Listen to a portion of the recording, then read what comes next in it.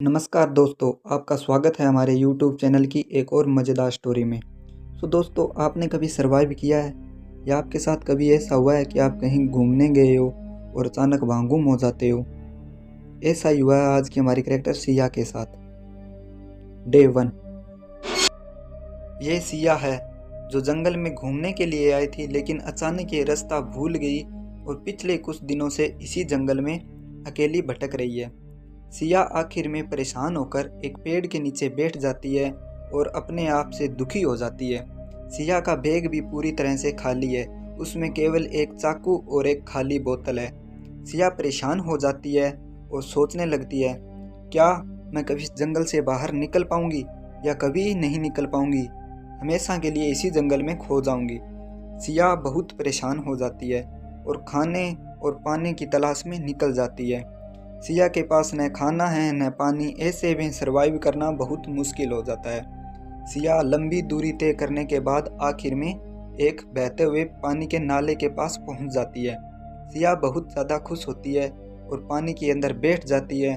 पानी को अच्छी तरह से देखने लगती है, लेकिन सिया पानी पीने से पहले रुक जाती है और सोचने लगती है, अगर ये पानी प्रदूषित हुआ तो?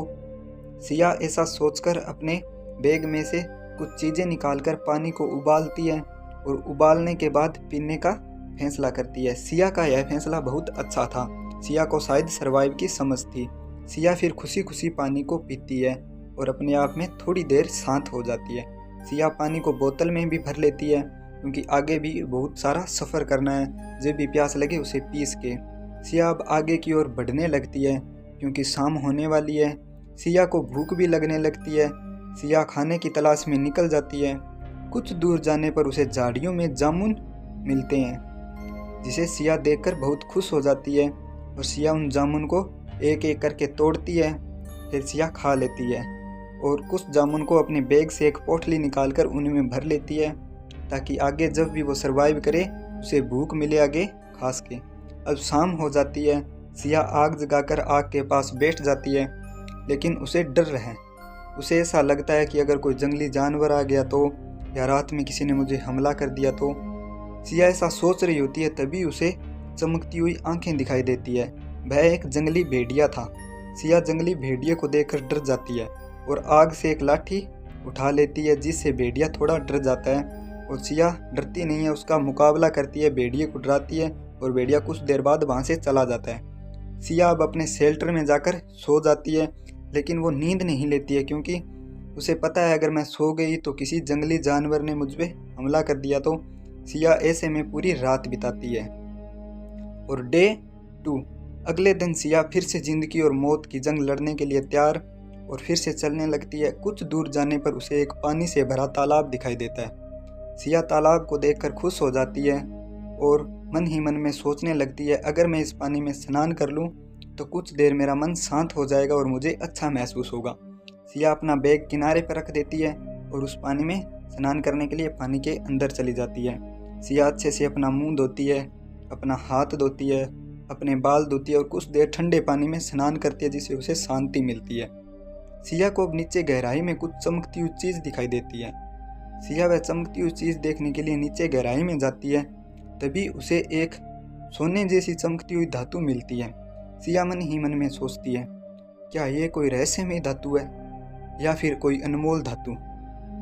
सिया ऐसा सोच रही होती है, तभी उसे प्रतीत होता है कि बाहर शायद कोई है जो उसे देख रहा है। सिया जल्दी से बाहर आती है और किनारे पर बैठकर इधर उधर देखने लगती है, लेकिन सिया को कोई दिखाई नहीं देता है। सिया अब डर जाती है। सिया को ऐसा प्रतीत होता है कि कोई है। सिया वहाँ से चलने लगती है और सिया को कुछ दूर जाने पर किसी व्यक्ति के पैरों के निशान दिखाई देते हैं। सिया सोचती है, उसे अब पक्का विश्वास हो जाता है कि इस जंगल में मैं अकेली नहीं हूँ, कोई तो है जो मेरा पीछा कर रहा है। और है कौन वो? सिया इधर उधर देखती हुई डरती हुई आगे चलती है, लेकिन सिया को कोई दिखाई नहीं देता।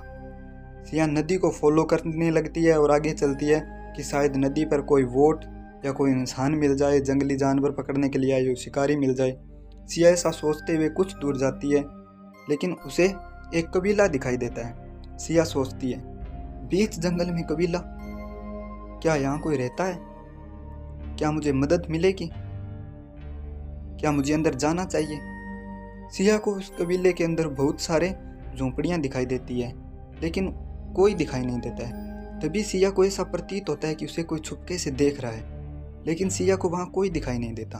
सिया एक पेड़ के पीछे छुप जाती है। तभी उसे ऐसा लगता है कि उसके पीछे कोई है। सिया डर जाती है।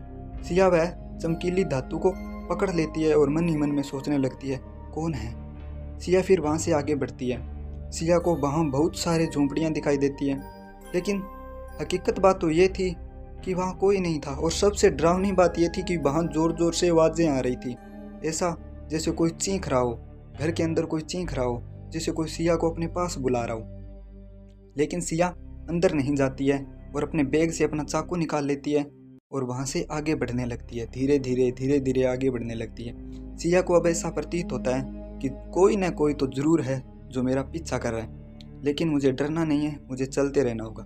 सिया कुछ दूर जाती है, तभी उसे एक जंगल में पतला रास्ता दिखाई देता है। सिया को ऐसा प्रतीत होता है शायद ये रास्ता मुझे कोई सुरक्षित जगह या रोड तक ले जाएगा। तभी सिया को एक बोर्ड दिखाई देता है जो उस रास्ते के किनारे लगा हुआ था। उस पर लिखा हुआ था लाल अक्षरों में डेंजरस। सिया मन में सोचती है, क्या मुझे जाना चाहिए? क्या यह खतरनाक हो सकता है? लेकिन सिया के पास अब कोई रास्ता नहीं था। सिया उसी रास्ते में आगे बढ़ने के लिए सोचती है और सिया उस रास्ते पे चलती है। कुछ दूर जाने पर सिया को एक घर दिखाई देता है उस जंगल में। सिया सोचकर हैरान हो जाती है, जंगल के बीच में घर? क्या मुझे कोई सहायता मिल सकती है? मुझे अंदर जाना चाहिए या नहीं जाना चाहिए?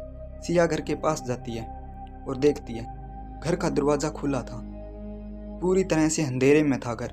सिया घर के अंदर जाकर देखती है, घर के अंदर अंधेरा था। सिया घर के चारों मेर देखती है, लेकिन उसे कोई दिखाई नहीं देता है। क्या यह घर सिया को सुरक्षित रख पाएगा या फिर नया खतरा लेकर आएगा?